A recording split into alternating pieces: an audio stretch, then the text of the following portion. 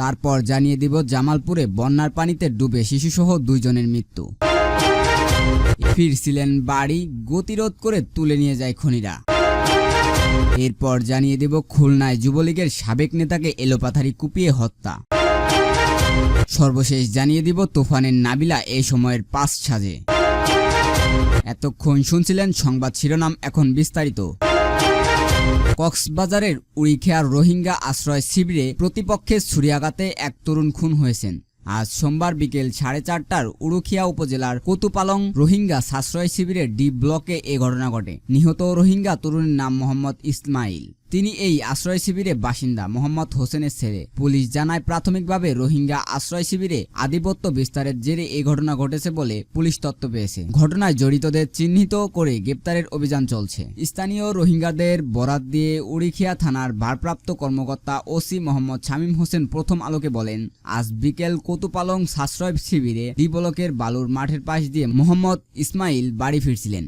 এ সময় 5 থেকে 6 জন দূরবর্তী তার গতিরোধ করে স্থানীয় বালুর মাঠে তুলে নিয়ে ইসমাইলকে এলোপাতারিভাবে ছুরিয়াঘাত করে ফেলে রেখে পালিয়ে যায়। খবর পেয়ে পুলিশের একটি দল ঘটনাস্থলে পৌঁছে ইসমাইলকে আহত অবস্থায় উদ্ধার করে কোতুপালং রোহিঙ্গা আশ্রয় শিবির সংলগ্ন MSF হাসপাতালে নিয়ে গেলে চিকিৎসক মৃত্যু ঘোষণা করেন। নিহত তরুণের শরীরে একাধিক স্থানে ছুরিয়াঘাতের চিহ্ন রয়েছে। মোহাম্মদ শামীম হোসেন জানান, নিহত তরুণের লাশ ময়নাতদন্তের জন্য কক্সবাজার জেলা সদর হাসপাতালের মর্গে পাঠানো হয়েছে। এ ব্যাপারে আইনগত ব্যবস্থা নেওয়া হচ্ছে। জামালপুরের বন্যার পানিতে ডুবে শিশুসহ 2 জনের মৃত্যু। জামালপুরের সরিষাবাড়িতে বন্যার পানিতে ডুবে এক শিশুসহ 2 জনের মৃত্যু হয়েছে। আজ সোমবার বিকেলে উপজেলার কামরাবাদ ও সাতপোয়া ইউনিয়নের প্রতীক এই 2টি ঘটনা ঘটে। মারা যাওয়া শিশুটি হল সাতপোয়া ইউনিয়নের আদ্রা গ্রামের হেলাল মিয়ার ছেলে ইয়াসিন মিয়া। মারা যাওয়ার অপর ব্যক্তি হলেন কামরাবাদ ইউনিয়নের কামরাবাদ গ্রামের মৃত জসমির আলীর ছেলে শাহ আলী।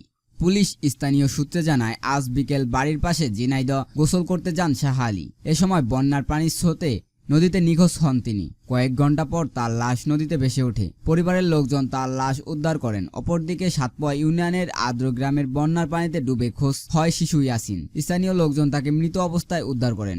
সরিষাবাড়ি থানার ভারপ্রাপ্ত কর্মকর্তা মুশফিকুর রহমান বলেন, বন্যার পানিতে ডুবে এক শিশুসহ 2 জনের মৃত্যু হয়েছে। পুলিশ ঘটনাস্থলে গিয়ে তাদের সুরতাহাল প্রতিবেদন করেছেন।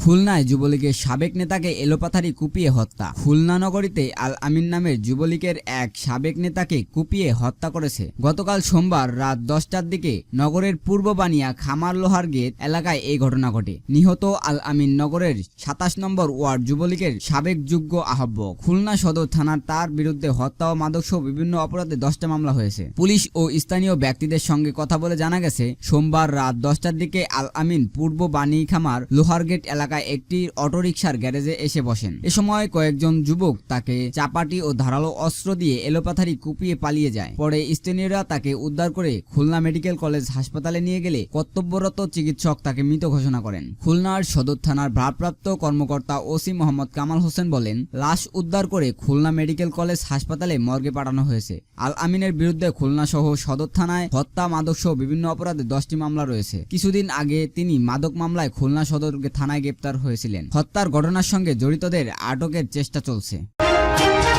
তুফানের নাবিলা এ সময়ে 5 সাজে। হালকা সাজের যুগ এখন, তবে এর মধ্যে আছে নানা ভিন্নতা। বেসটা হালকা রেখে উপরেই চলছে যোগ বিয়োগের খেলা। বছরের বাকি সময়টাতেও এ ধারায় খুব বেশি পরিবর্তন আসবে না বলে মনে করছেন বিশেষজ্ঞরা। মেকআপের বেস হালকা রেখেই সাজতে আনতে পারবেন জমকালো ভাব। ভুরু মোটা করে আঁচড়ানো ম্যাট লিপস্টিক, গ্লো লিপস্টিক, চোখে ফ্যাকি গ্লাস সাজ, রঙিন কাজল ও আইশ্যাডো থেকে যে যার পছন্দ সাজ নিতে যাচ্ছেন। সাজের মাধ্যমে চেহারা একটু উপরের দিকে টেনে তোলার একটা প্রবণতা দেখা যাচ্ছে, জানালেন রূপসজ্জাকর জাহিদ খান। ডিউটি লুকে যেমন সাজছেন তেমনি ম্যাট লুকেও তিনি নিজেকে তুলে ধরেছেন।